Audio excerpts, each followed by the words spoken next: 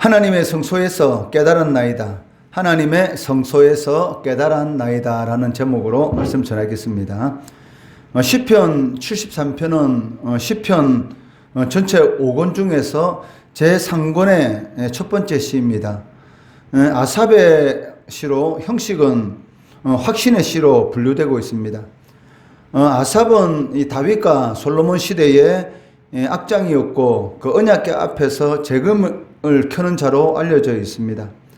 본문의 내용은 이 악인의 형통과 이 의인의 고난을 강하게 대조하면서 신명기의 약속, 하나님의 말씀에 순종하면 복을 받고 불순종하면 저주를 받는다라는 이런 신명기의 약속이 뒤바뀐 그러한 이 현실적인 이 삶의 실상에 대해서 묘사하고 있다는 것입니다. 이것은 그 하나님께서 어떻게 하나님을 거역하는 자들에게 축복할 수 있느냐라는 것입니다. 1절에 보시면 아삽은 하나님은 참으로 이스라엘 중 마음이 정결한 자에게 선을 행하신다라는 것을 제시하고 있습니다. 하나님은 정결한 자에게 선을 행하십니다. 그렇지만 여기서 아삽이 하는 이 말은 어떻게 보면 그 하나님이 선을 행하시는 하나님이시지만 실질적으로 실생활 속에서는 이와는 반대되는 그런 상황들이 일어나고 있다는 것이죠. 그렇기 때문에 자신은 그에 실족할 뻔하였다라고 말을 하고 있습니다. 2절 말씀해 보시면 나는 그의 넘어질 뻔하였고 나의 걸음이 미끄러질 뻔하였으니 라고 말씀하고 있습니다. 여기 걸음이 미끄러질 뻔하였다라는 것은 그 아삽의 인생 전체가 추락할 뻔한 그런 위기 상황 가운데 처하였다라는 그런 의미를 가지고 있다는 것입니다. 이처럼 아삽이 인생 전체가 추락할 뻔한 그런 위기 상황 가운데, 즉 실족할 뻔한 그런 상황 가운데 처한 이유가 무엇입니까? 그것은 이 3절 말씀해 보시면 이 악인의 형통함에 대해서 부러워하는 그런 것의 원인이 있었다라고 말씀하고 있습니다. 3절 말씀해 보시면 이는 내가 악인의 형통함을 보고 오만한 자를 질투하였음이로다 라고 말씀하고 있습니다. 여기 이 질투라는 감정은 실질적으로는 이 부러워하는 그런 마음 가운데서 일어나기 때문에 사실은 이 아삽이 이 악인의 형통함에 대해서 부러워하였다. 그리고 부러워하는 이러한 그 마음이 결국은 이 질투로 이렇게 바뀌는 것을 볼 수가 있습니다.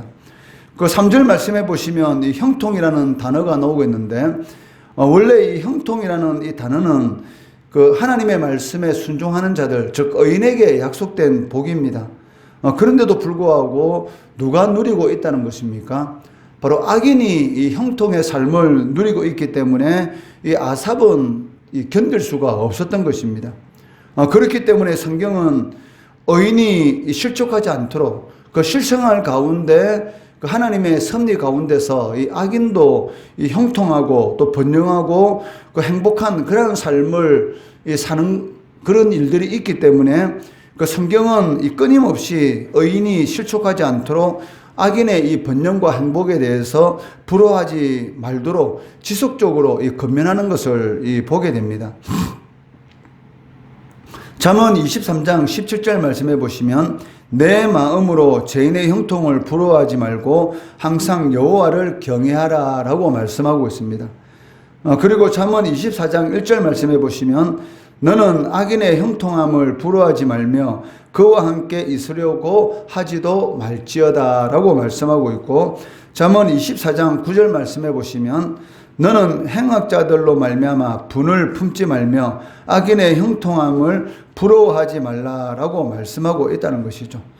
이처럼 이 형통이라는 것은 이 의인에게 약속된 그런 복이지만 죄인도 하나님의 이 섭리 가운데서 하나님이 이 세상을 통치하시는 그러한 이런 방법 가운데서 이 죄인에게도 악인에게도 그 행악자들에게도 형통의 그러한 이 복을 줄 수가 있기 때문에 거기에 대해서 질투한다든지 이 부러워하지 말도록 지속적으로 경고하고 있다는 것입니다. 이 아삽이 말하고 있는 이 악인들이 누리고 있는 그런 형통이 무엇입니까?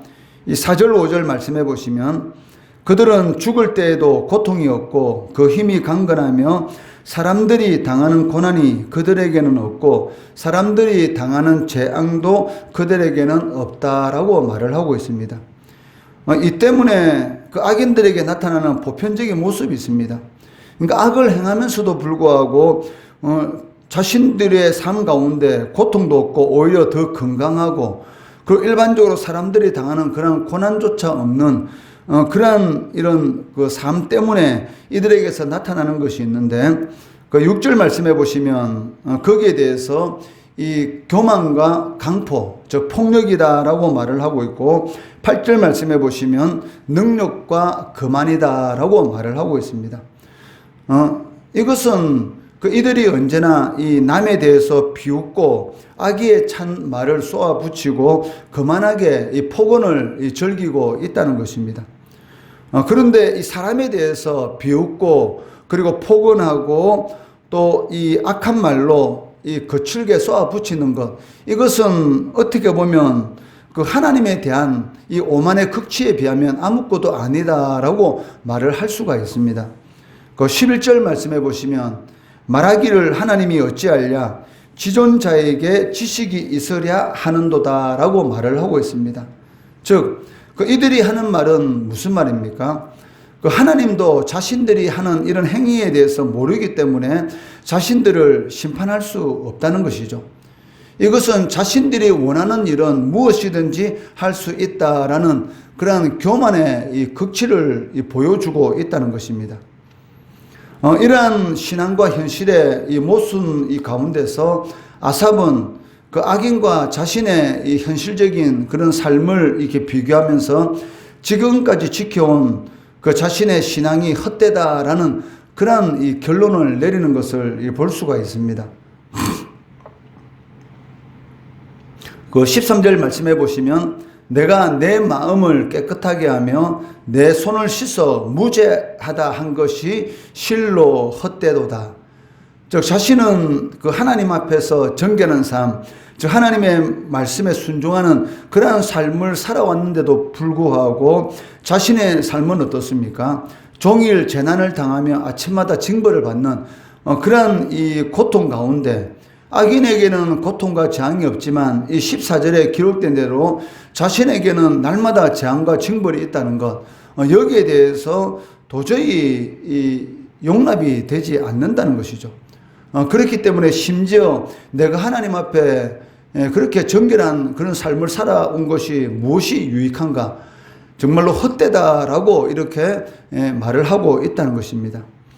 여기 시편 기자가 겪는 이 재난과 징벌이 그 무엇인지는 이 구체적으로 나와 있지 않습니다. 그렇지만 이 악인들이 강건하고 즉 건강하고 형통하다라는 그 말을 통해서 자신들은 육체적인 이 질병과 이 경제적인 그런 어려움을 겪고 있다라고 말을 할 수가 있다는 것입니다.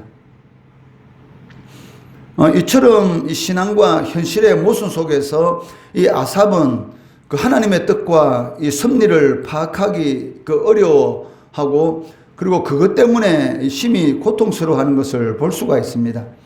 그 16절 말씀해 보시면 내가 어쩌면 이를 알까 하여 생각한즉 그것이 내게 심히 고통이 되었더니라고 말씀하고 있습니다.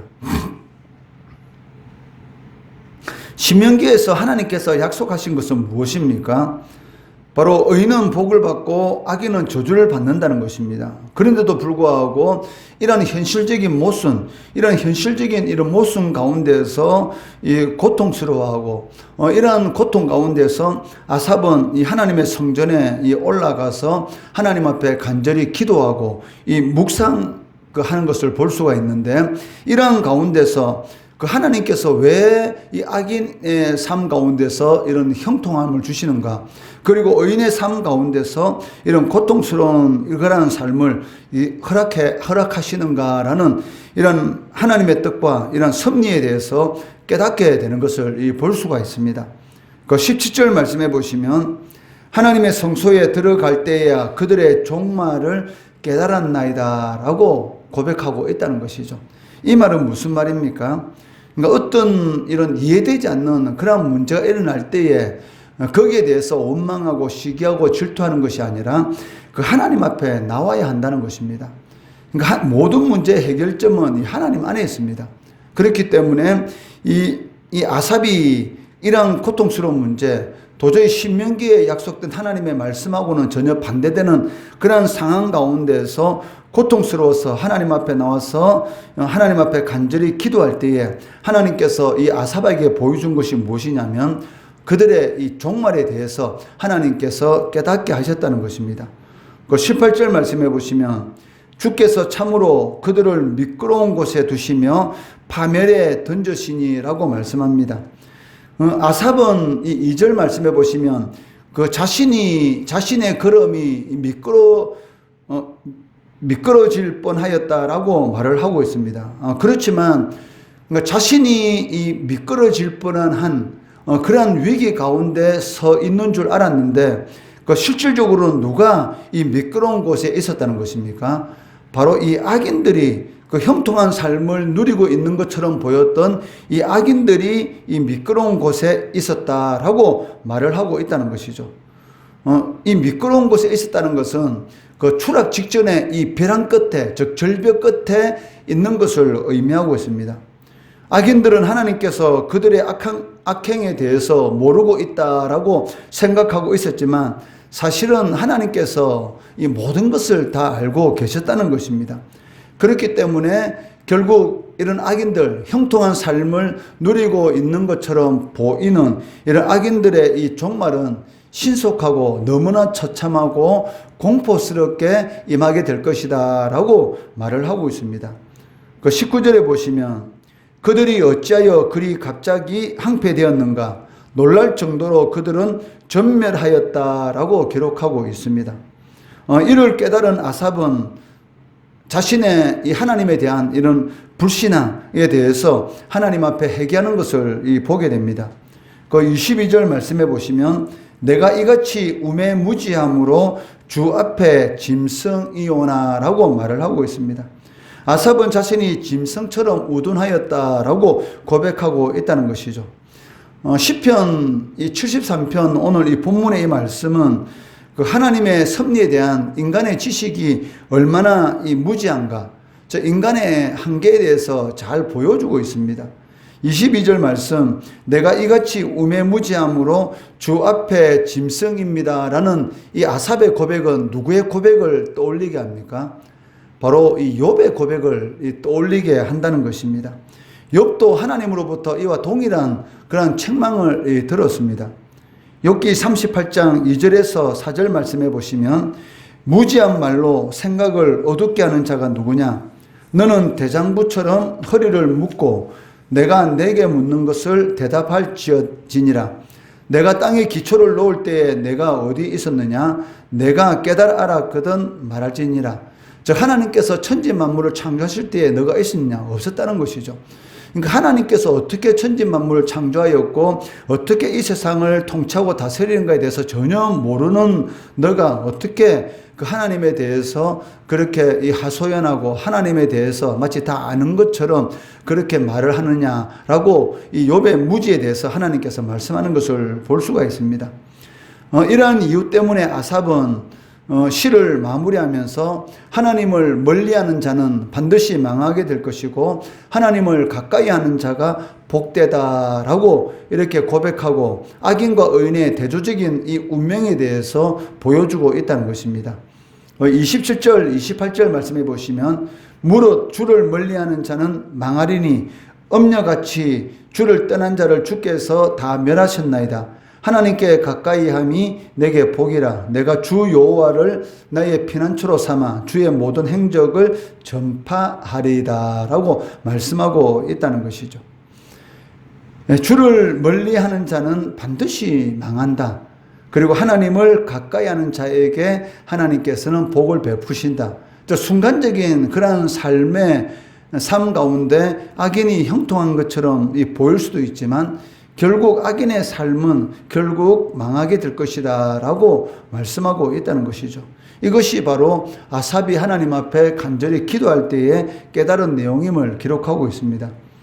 시편 73편은 아삽이 이 믿음의 공동체를 향해서 간증 형식으로 교훈하는 그런 내용입니다.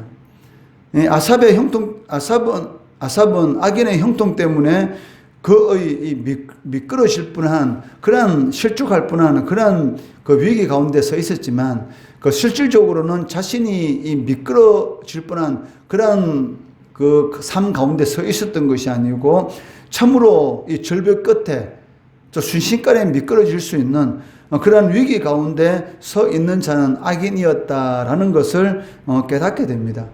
우리가 섬기는 하나님은 어떤 하나님입니까?